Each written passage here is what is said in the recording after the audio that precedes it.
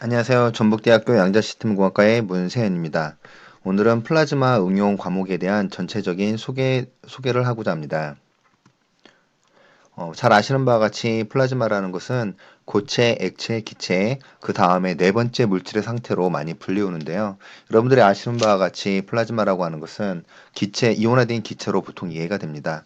물질은 보통 세 가지 상태가 있을 수 있는데요. 그래서 고체 상태, 액체 상태, 그리고 기체 상태. 이렇게 세 가지 상태로 바뀔 때 보통 에너지들이 요구됩니다. 일반적으로는 우리가 잘 아는 대로 얼음, 고체 상태인 얼음에서 열 에너지를 가함으로써 액체가 되고 액체 상태인 물에서 다시 또 열을 가면 우리가 수증기, 기체 상태가 되죠. 그런데 이때 마찬가지로 이 기체 상태에다가 열이 됐든 다른 형태의 에너지를 가하게 되면 중성의 원자 혹은 분자들이 이온과 전자로 이렇게 나누어지게 됩니다. 그러면 이온화된 기체 형태를 띠게 되는데 이때를 우리가 플라즈마 상태라고 이야기하게 됩니다. 그래서 플라즈마는 통칭해서 이온화된 기체라고 얘기를 하는데요. 이 이온화된 기체 안에는 전자, 이온, 중성 기체 분자 등 다양한 물질들이 있으며 특히 이 플라즈마 안에서 빛이 방출되기 때문에 포톤도 존재하게 됩니다. 일반적으로 플라즈마가 이온화된 기체로서 기체와 비슷한 특성을 보이지만 기체와 가장 큰 차이점을 보이는 것 중에 하나는 전자와 이온과 같은 전하들이 있기 때문에 쿨롱 법칙에 따라 플라즈마 내의 전하들이 서로 영향을 받으면서 집단적인 행동을 하게 됩니다. 우리가 앞으로 공부하게 될 플라즈마 응용에 있어서 플라즈마를 정의할 때 우리가 기본적으로 이 집단적인 행동에 대해서 굉장히 중요하게 생각할 겁니다. 일반적인 기체는 입자 간 충돌, 그러니까 물리적인 충돌이죠. 실제적인 충돌 이외에는 서로 간의 정보를 교환할 수 있는 방법이 전혀 없습니다. 반면에 플라즈마 같은 경우는 이 쿨롱 법칙 때문에 이게 원거리 작용하는 힘이잖아요. 그렇기 때문에 먼 거리에 있어도 실제적으로 충돌이 일어나지 않더라도 서로 연결되어 있기 때문에 이 집단 행동을 하게 됩니다. 앞서 말씀드린 대로 플라즈마는 기체로부터 에너지를 가하게 되는데요. 일반적으로 우리가 그 연구실 상황에서 혹은 지구상에서 플라즈마를 만드는 가장 쉬운 방법은 전기 에너지를 이용하는 경우입니다.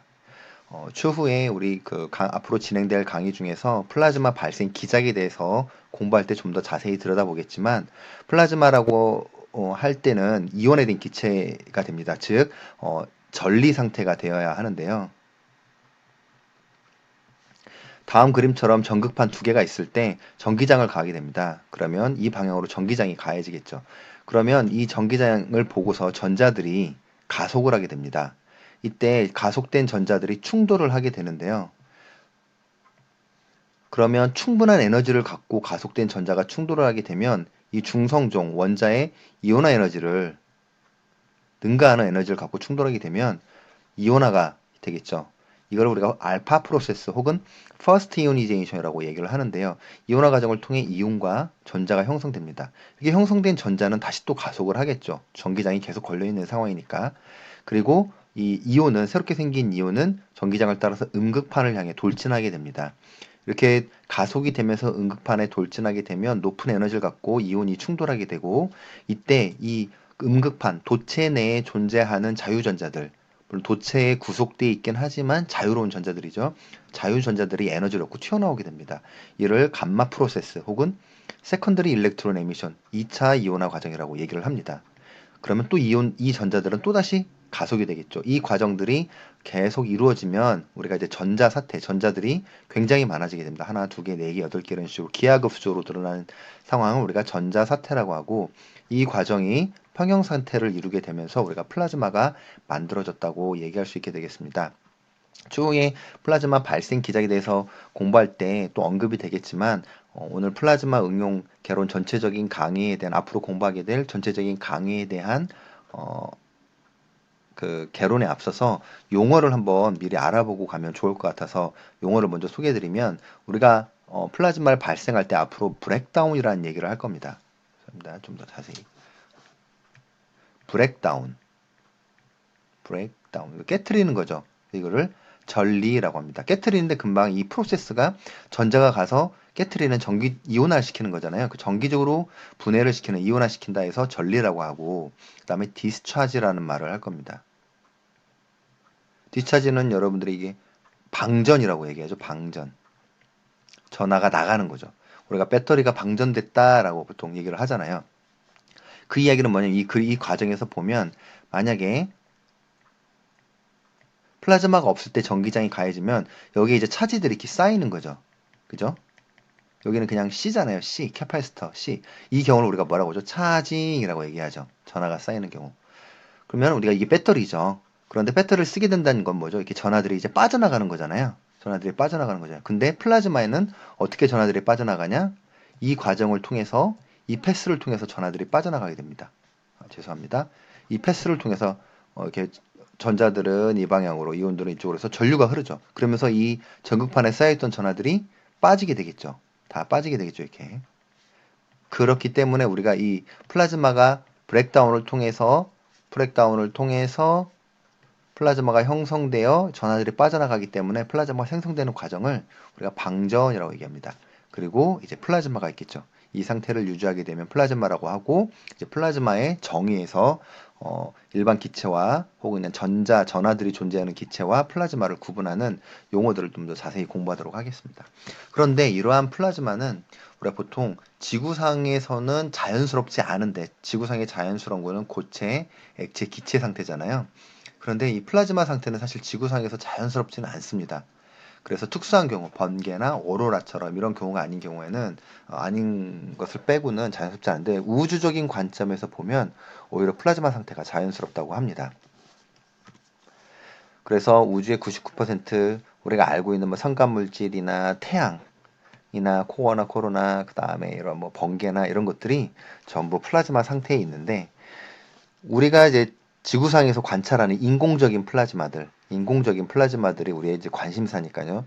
인공적인 플라즈마들을 한번 살펴보면 대표적으로 고온 플라즈마와 저온 플라즈마로 나눌 수가 있습니다. 오늘은 플라즈마 응용에 대한 소개니까 용어들 중심으로 앞으로 이제 공부를 들어가기 전에 용어를 먼저 정리하고 가는 게 중요할 것 같아서 고온 플라즈마, 저온 플라즈마 얘기할 때 이 온도는 사실 전자 온도입니다. 전자 온도, 일렉트론 템퍼러처. 그래서 고온 플라즈마라고 얘기하는 것은 우리가 핵융합을 위해서 만들어진 플라즈마로서 온도가 굉장히 높아요. 전자 온도가 거의 100 EV, 100만 도 이상이 되는 이런 높은 온도의 플라즈마를 고온 플라즈마라고 하고 이보다 낮은 핵융합을 위한 높은 전자 온도를 가지는 플라즈마가 아닌 경우 그래서 이제 앞으로 우리가 공부할 플라즈마 응용에 활용되는 대부분의 플라즈마는 전자 온도가 수 2B에서 수십 EB 정도로 이 핵융합 플라즈마에 비하면 굉장히 작습니다. 그래서 이 경우를 우리가 저온 플라즈마, 로우 템퍼러처 플라즈마라고 얘기를 합니다. 그래서 고온 플라즈마는 핵융합 실험을 위한 플라즈마 연구의 활성화로 연구가 많이 됐던 플라즈마를 말하고 저온 플라즈마는 이제 우리가 반도체 디스플레이, 뭐 소각, 플라즈마 추진, 뭐 최근에 농식품, 바이오 이런 영역까지 핵융합을 제외한 플라즈마 영역을 저온 플라즈마라고 얘기합니다. 나중에 또 이제 이 저온 플라즈마에서 또 열 플라즈마가 나옵니다. 그리고 비열 플라즈마. 이거는 이제 전자 온도와 기체 온도. 사실 일반적인 플라즈마에서는 기체 온도는 다 상온으로 보통 생각을 해요. 일반적으로. 근데 이제 열 플라즈마 같은 경우는 기체 온도와 전자 온도가 같아지는 영역이 되는데 이 경우에 대해서는 또 열 플라즈마로 구분을 합니다. 간혹 예전에는 그 로템퍼처 플라즈마를 콜드 플라즈마란 말로 보통 썼었는데 요게 또 자꾸 이제 쓰다 보니까 이제 뒤에 공부하시겠지만 최근에 이제 대기압 저온 플라즈마 이게 기체 온도가 굉장히 낮거든요. 기체 온도가 거의 상온 낮은데 이 플라즈마를 자꾸 이제 콜드 플라즈마라는 용어로 자꾸 쓰기 시작해요. 콜드 플라즈마라고. 그러면서 원칙적으로는 콜드 플라즈마 용어는 로템퍼처 플라즈마였는데 이제 좀 약간 이제 콜드 플라즈마가 혼동돼서 콜드 플라즈마인 경우 진짜 우리가 차갑다고 느끼는 기체 온도가 차가운 플라즈마를 또 콜드 플라즈마라고 부르니까 혼동되지 않도록 하시면 좋겠고요. 이렇게 다양한 분야에 사용하는 플라즈마는 용어 자체는 지금은 그렇지 않지만 예전에는 사전에서 플라즈마라고 찾으면 혈장이라고 했습니다. 이거는 체코 생리학자가 혈액 속에서 모든 입자를 제거하고 남는 투명한 액체를 플라즈마라고 해요. 그래서 인터넷상에서 플라즈마 치면 뭐 플라즈마 도네이션 뭐 이런 얘기가 나와요. 그러니까 헌혈하라는 거죠. 그중에 혈장 헌혈하라는 얘기거든요. 그래서 이제 이런 용어로 많이 쓰였다가 1920년대 이제 미국 과학자인 어빙 랑미어, 이제 뒤에 공부할 랑미어 프로브하고 관련이 있으신 분인데, 어빙 랑미어가 논문에서 가스 디스차지를 연구하면서 이 플라즈마라는 용어를 썼습니다. 그러면서 정의를 내리기를 전극 주변을 제외하고, 그리고 이제 나중에 이제 쉬스라고 불리는 이 전극 주변에는 전자가 굉장히 적기 때문에 여기를 제외하고 아이오나이즈 가스인데 이온과 전자들이 거의 같은 거의 같은 수로 갖게 있어서 이 스페이스 차지가 없어요. 그냥 동수로 있기 때문에. 그래서 밸런스드 차지, 이온과 전자에 대한 균형을 이룬 차지를 가지고 있는 영역을 우리가 플라즈마다라고 1920년대 논문에서 이렇게 밝혔습니다. 그래서 이온화된 기체 내의 전자, 이온 및 중성 입자들이 어떤 유체에서 동반된 입자들로 간주할 수 있게 되겠는데, 이 동수의 전하를 갖고 있는 경우에 이제 준중성이라고 나중에 또 얘기를 하게 돼요. 준중성. 그리고 아까 말씀드린 이제 플라즈마가 이렇게 이런 그 이온과 전자들이 같은 숫자를 갖고 있는 포함하는 영역. 근데 이 영역을 약간 미디어로서 이렇게 플루이드로 다룰 수가 있어요. 플루이드로 다룰 수가 있는데, 실제 그러면 플라즈마가 플루이드냐, 유체냐, 정확히 말하면 유체는 아닙니다. 근데 유체로 다룰 수가 있습니다. 이러한 플라즈마는 앞서 말씀드린 1922년을 시점으로 이제 본격적인 학문의 길에 들어서긴 했지만, 이게 최초냐라고 말할 수는 없어요. 인공적인 플라즈마에 대한 연구는 1800년대, 1870년대 윌리엄 크룩스가 크룩스관이라는 걸 만들었어요. 이게 방정관이에요. 기체 방정관. 사실 이러한 기체 방정관이 있었기에 우리가 원자에 대한 공부들, J.J. 톰슨의 전자 발견도 있을 수가 있었고요. 사실 이 기체 방정관을 시초로 볼 수가 있겠고, 이후 이제 이러한 것들을 연구하면서 어빙 라미어의 플라즈마 연구를 토대로 본격적인 학문으로서 플라즈마 연구되면서 40년대 알펜웨이브, 그리고 2차 대전 이후에 핵융합에 대한 에너지 문제 해결을 위한 핵융합 연구하면서 본격적으로 이제 플라즈마 연구가 황금기에 들어서기 시작했고, 그다음에 우주 추진, 우주 전쟁을 하면서 미소 간에 서로 우주에 대한 점유권을 주장하기 시작하면서 우주로 날아가기 위한 스페이스 프로펄전 하면서 또 플라즈마 연구가 시작됐고, 이제 사실 우리가 지금 공부할 플라즈마 응용, 그리고 혹은 지금 여러 분야에서 사용하고 있는 플라즈마의 그 황금기를 일으킨 거는 반도체 소자 공정이죠. 80년대 반도체들의 직접 회로 기술이 개발되면서 이를 실현하기 위한 방법이 기존의 기술, 그러니까 외대칭이라는 기술이 아닌 플라즈마 기술을 들이면서 반도체의 혁신이 일어났어요. 그러면서 플라즈마 분야도 굉장히 커지게 됐고, 더스티 플라즈마나 또 최근에 바이오, 농식품 등 이머징 테크놀로지 분야에서 열심히 활용되고 있는 대기업 플라즈마까지 이 플라즈마의 역사들을 보실 수가 있습니다. 그렇기 때문에 이 플라즈마는 다양한 분야에 소개드린 대로 활용될 수가 있는데요. 사실 플라즈마를 이름 자체가 영어이기도 하지만, 물론 한글로는 플라스마, 표준어는 플라스마로 되어 있는데, 영어이기도 하지만 사실 많은 분들이 생소해해요. 플라즈마 연구한다고 하면은 이렇게 고개 갸우뚱 하면서 설명해 달라고 하면 보통 우리 형광등 설명하기 시작하고, 뭐 물질의 네 번째, 제가 오늘 말씀드린 물질의 네 번째 상태 설명하기 시작하고, 그런데 그러기에는 사실 우리 현대 생활에 너무 많이 쓰이고 있어요. 플라즈마가. 왜 그러냐?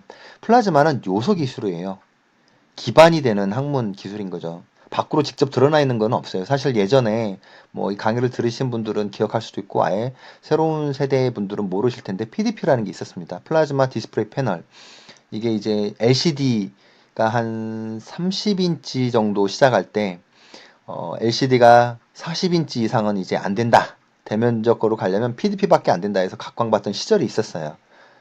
옛날이야라는 시절이죠, 진짜. PDP 입장, 플라즈마 하시는 분들 입장에서는. 근데 이제 LCD가 어느덧 40인치, 100인치까지만 이렇게 나오잖아요. 그러면서 이제 사양의 길로 접어들었는데, 이렇게 PDP를 제외하고는 소비자에게 바로 다가가는 플라즈마 관련한 게 없었어요. 플라즈마는 기반 기술, 요소 기술이기 때문인데, 그래서 이 플라즈마 기술에 기반이 되는 플라즈마의 물성 데이터베이스나 플라즈마 평가하기 위한 진단, 우리가 앞으로 공부할 것들이에요. 다 플라즈마 발생 장치, 그다음 플라즈마 시뮬레이션, 전산부서는 저희 플라즈마 응용에서는 공부하진 않습니다. 이런 거를 기반으로 다양한 곳에 쓰였던 거예요. 사실 이제 핵융합이 가장 기본이 되겠고, 플라즈마 우주항공, 이온 엔진, 열방어, 그 코팅, 반도체 디스플레이에서는 사실 8, 90%가 다 플라즈마 공정입니다. 플라즈마가 없으면 지금의 반도체 디스플레이가 없어요. 이거 하시는 분들한테 좀 죄송할 수도 있는데 저는 이제 플라즈마를 하는 사람이니까 긍정적으로 표현해서 반도체 디스플레이가 있을 수가 없고 자동차 기계 부품, 그 다음에 고분자 섬유나 램프, 그 다음에 램스, 그 다음에 쓰레기 소각부터 최근에 바이오 메디컬, 뭐 공기, 물 처리까지 안 쓰이는 곳이 없을 정도로 물론 플라즈마가 만능은 아니지만 안 쓰이는 곳이 없을 정도로 굉장히 많은 곳에서 플라즈마가 사용되고 있습니다. 우리 주변에서 플라즈마를 사용한 제품들도 많이 사용하고 있고요. 그래서 이 플라즈마가 요소 기술인데 앞으로 우리가 이러한 응용에 기반을 해서 플라즈마 베이직을 출발으로 응용에 기반을 해서 우리가 이제 처음 플라즈마를 접하시는 분들 혹은 플라즈마 기본을 갖고서 이제 대학원에서 특정 응용 분야를 연구하고자 하시는 분들을 대상으로 이 플라즈마 응용 분야에 대한 강의를 쭉 진행하고자 합니다. 앞에 말씀드린 것들을 생활에 표현하면 다음과 같아요. 안 쓰는 곳이 없죠. 그러니까 이제 좀 억지스러울 수도 있는데 이분의 이제 보이진 않지만 여기 이제 힙 조인트 부분도 플라즈마를 사용했을 것이고 디스플레이가 있고 그다음에 이제 PDP 옛날 마이크로웨이브 쪽도 있고 LED도 있고요. 그다음에 안경, 뭐 코팅, 고분자 처리된 부분 다양한 곳에 플라즈마가 쓰이고 있다는 얘기인데 그래서 이러한 다양하게 활용되는 플라즈마에 대해서 공부를 하고자 다음과 같은 주제들을 가지고 플라즈마 응용 강의를 진행하고자 합니다. 오늘 플라즈마 1 응용 소개를 말씀드렸고 다음 시간부터는 플라즈마 응용을 하기 위한 플라즈마 기초 부분과 플라즈마 응용 부분으로 크게 나눠서 강의가 진행될 텐데요. 대부분의 플라즈마는 진공 시스템에서 발생하고 응용이 됩니다. 물론 추후에 공부할 대기압 플라즈마처럼 진공하고 관계없는 것도 있지만 진공에서 출발을 했다고 해도 과언이 아니기 때문에 플라즈마 응용 혹은 기초를 위해서 진공에 대한 기본적인 지식과 원리들을 공부할 거고요. 특히 진공에서는 진공만 배우는 건 아니고 우리가 이제 기체에 대해서도 기본적으로 공부를 할 겁니다. 왜냐하면 플라즈마라는 게 이온화된 기체이다 보니까 이 일반적인 기체 특성을 많이 따라가요. 그래서 기체에 대한 공부를 혹은 지식들을 알아두면 플라즈마를 이해하는데 보다 쉽기 때문에 2시간에 걸쳐 진공 기술과 여러 장치들, 실제 이제 실험을 하기 위해 필요한 시스템 이런 것들도 같이 공부를 하고 그다음에 플라즈마 기초와 발생 원리 그 다음에 플라즈마는 어찌 되었든 담는 그릇에 따라서 플라즈마의 특성이 달라집니다. 그 담는 그릇은 결국엔 플라즈마 발생 장치, 소스가 될 텐데요. 다양한 플라즈마 발생 장치와 그 원리 그리고 응용 범위들에 대해서 5시간에 걸쳐서 공부를 해볼 것이고 그 다음에 플라즈마라는 것은 궁극적으로 전자 밀도와 전자 온도가 핵심적인 역할을 하는데 이러한 기본적인 플라즈마의 변수를 측정하는 과정을 우리가 진단이라고 합니다. 그래서 유명한 랭미어 프로브와 같은 정기적 진단부터 다양한 광학적 진단까지 플라즈마의 특성을 파악할 수 있는 진단에 대한 공부도 진행하고자 합니다. 이를 바탕으로 여러 가지 플라즈마 응용, 특히 반도체 디스플레이에서 널리 활용되고 있는 에칭, 증착, 그리고 최근에 바이오 농식품 응용 분야, 그리고 표면 처리, 그리고 기타 분야까지 플라즈마가 어떻게 활용되고 있고 플라즈마의 어떤 기능이 이러한 응용에 적용될 수 있는지에 대해서 공부해보는 시간을 가지고자 합니다. 본 강의들은 순서대로 강의를 들으셔도 좋지만 사실 각각이 독립적인 하나의 세미나 혹은 강의가 될 수 있도록 각 강의마다 그 배경과 그다음에 기본적인 원리 그리고 응용 그다음에 결과 토론식으로 구성이 되어 있기 때문에 원하는 강의만 들으셔도 상관이 없도록 강의를 준비하였습니다. 이상으로 플라즈마 응용 강의에 대한 소개를 마치도록 하겠습니다. 감사합니다.